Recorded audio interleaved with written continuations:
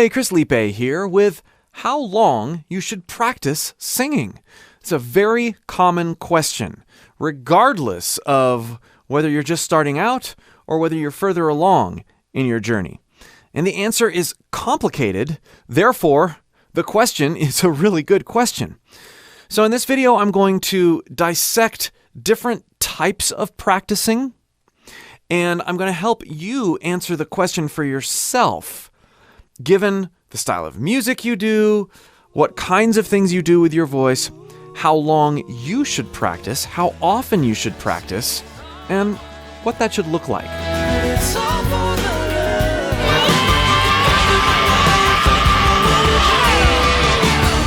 If you'd like more personalized help with your own voice, you'd like me to come alongside you and be your vocal coach and help you practice and practice well, click the link below and join my free voice course. That's the best place to start with me, and there's lots of ways we can work together from there. So before we answer the question, how long, we need to take a look at the different types of practicing that all of us do.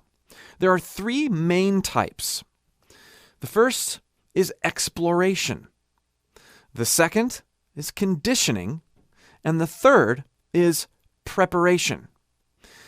Now, there's bleed over into different categories here, but for the purposes of answering our question, how long, I want to keep the classification primarily to these three. And by not paying attention to the practice classifications that I'm talking about, we get all sorts of answers from vocalists and vocal coaches about how long is safe and how long is productive. Anywhere from 10 minutes to a few hours a day. And as usual, the answer is more complicated and somewhere in the middle. If we look at exploration as our first form of practicing, this is the kinds of things that you might do after viewing one of my crazy videos on how to scream or how to sing higher as a baritone or something like that, where I'm giving you something that's unconventional, and you're working it into your own voice, maybe for the first time, but you're experiencing your voice in a new way. These types of practice sessions should be very short initially. In my full course, Discover Your Voice, where I am throwing weekly experiences at you for 12 weeks, and you're having to, oh, wow, that's a new sensation. Oh, that's a new sound. Oh, interesting. I have practice recommendations in there, and I have you journal on it. No more than 10 minutes a day in certain settings. Sometimes I'll have you do 10 minutes on one thing, take a little break, and then come back and do 10 minutes on another thing, and then work on some other things throughout the day. But I've run into all too many times a vocalist who comes to me and says, man, I can only practice for less than a half an hour a day and my voice is just fried. And what's wrong? Is my voice damaged? Am I doing something wrong? Well, I don't know. Maybe your voice is damaged and you're probably doing a few things wrong. But the main thing that you're probably doing wrong is that you're not taking into consideration the type of practicing. If you're doing exploratory practicing, making weird sounds, doing things that are very new feeling and new sounding to your voice, those initially need to start with a very limited timetable. And I even tell students, sometimes a minute or two on some of these exercises is great. You want to get to the point before you enter into exploratory practicing that you are good and warmed up and you've taken inventory of where your voice is at for the day. And a typical warm-up can range anywhere from a few minutes to 15 minutes, depending on how your voice feels and other factors. And I've done videos on how to warm up on this channel, and I have lots of free warm-up videos on my website. Now, let's discuss vocal conditioning as a form of practicing. This is the type of practicing that most vocalists think of when they think of practicing, and it might include scale exercises or other exercises. Working over something until it's, like doing a workout with your voice. And those of you who've been following my channel or who are members of any of my courses know that I'm not a big fan of scale-based or rote-based vocal exercises.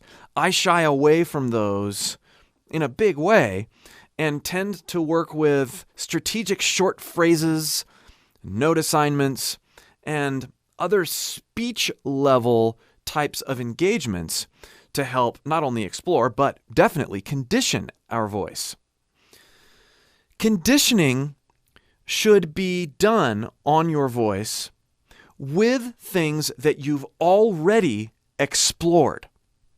So when you're in the exploratory state, you're working with things that are not familiar, and you're trying to develop muscle memory, mind-body connection, so that you can move these exploratory aspects of singing and vocalizing into the conditioning stage.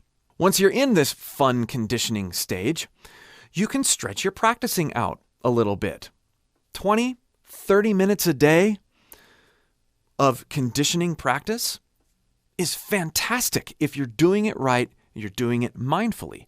And yes, if other things are in balance and you've done your 5, 10, 15 minutes or so of exploratory things and your voice is feeling okay, you can enter into conditioning.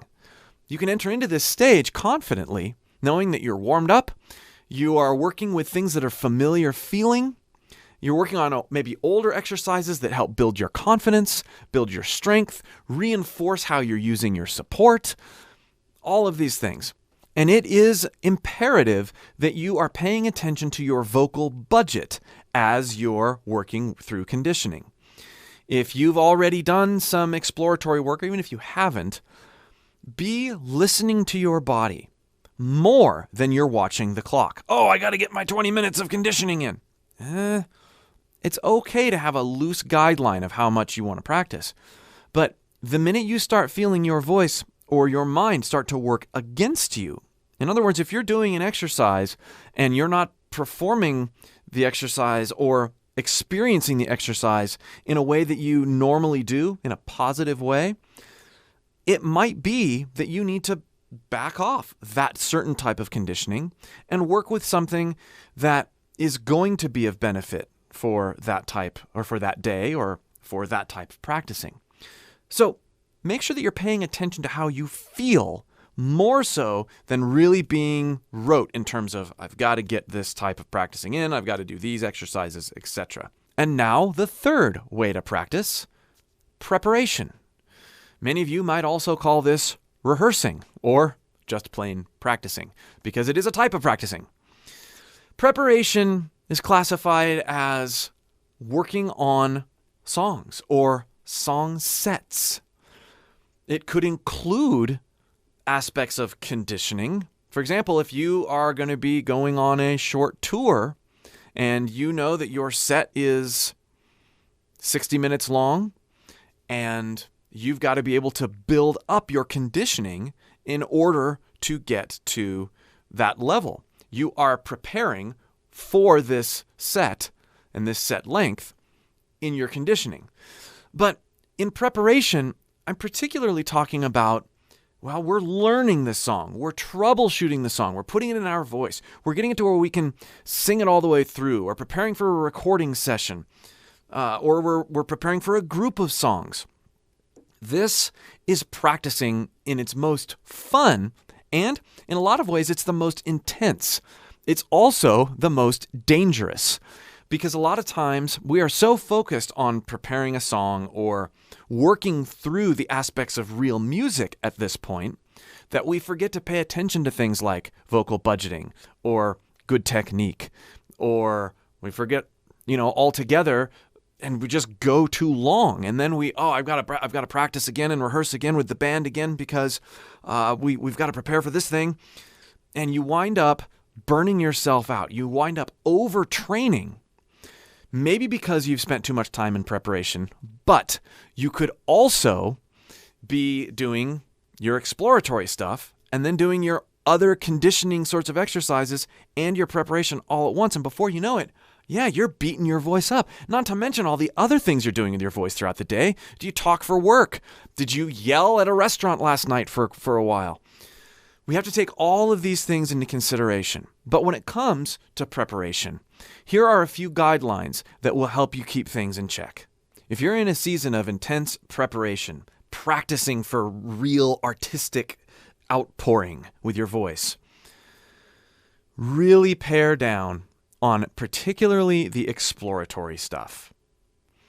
Exploratory stuff is awesome, but it can very easily burn out your voice because things are unfamiliar. No, you're not going to injure your voice by spending a few minutes a day screaming or putting some new sensation in your voice. But if this is still a big priority while you're over here and doing preparation on big things, they're going to come into conflict. And you're going to notice that your voice isn't behaving quite the same way that it should when you're over here preparing. Oftentimes, it's good to separate the seasons out so that, when you're in your off seasons, you are working more exploratorily. And then the muscle memory that you develop here and then hone in your conditioning really creeps into this artistic outpouring in ways that you don't even have to think about if you separate them.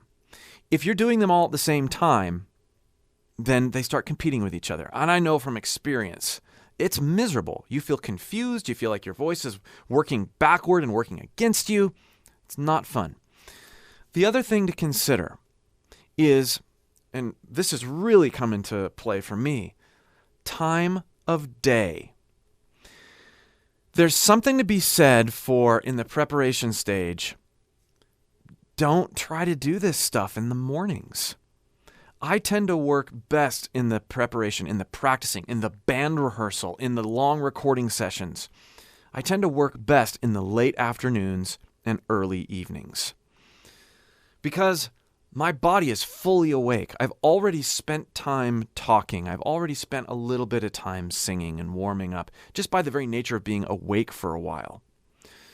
And this squares with a lot of professional touring vocalists that end up working late into the night.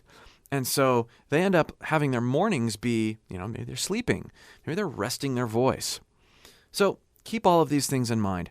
How long should I practice? How long should you practice? Exploratory type practicing? Sometimes 5-10 minutes a day, maybe less. Conditioning, 20 or 30 minutes. These are your exercises. These are a chance to build strength and body-mind connection. 20 to 30 minutes is great. And rehearsals. Man, if you structure your rehearsals, your preparation right, if you're working with a group of people, you give the band a chance to work on stuff. They can work for hours and hours. They don't have a voice.